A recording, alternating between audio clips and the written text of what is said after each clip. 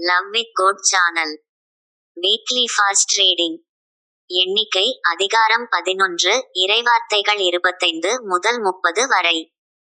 பின்னர் ஆண்டவர் மேகத்தில் இறங்கி வந்து அவரோடு பேசினார். அவரில் இருந்த ஆவியில் கொஞ்சம் எடுத்து 70 மூப்பருக்கு அளித்தார்.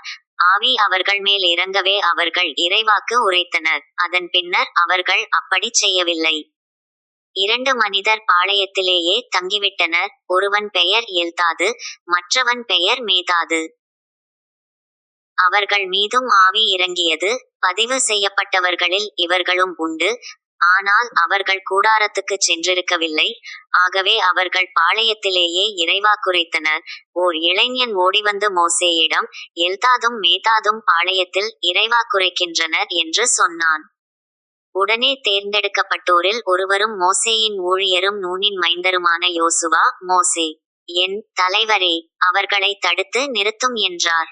ஆனால் மோசே அவரிடம், என்னை முன்னிட்டு நீ பொறாமைப்படுகிறாயா? ஆண்டவரின் மக்கள் அனைவருமே இறைவாக்கினராகும்படி ஆண்டவர் அவர்களுக்கு தம் ஆவியை அளிப்பது எத்துணைச் சிறப்பு என்றார். பின் மோசேயும் இஸ்ரேலின் மூப்பரும் பாளையத்துக்கு திரும்பினர். இது ஆண்டவர் வழங்கும் அருள்வாக்கு. இறைவா, உமக்கு நன்றி.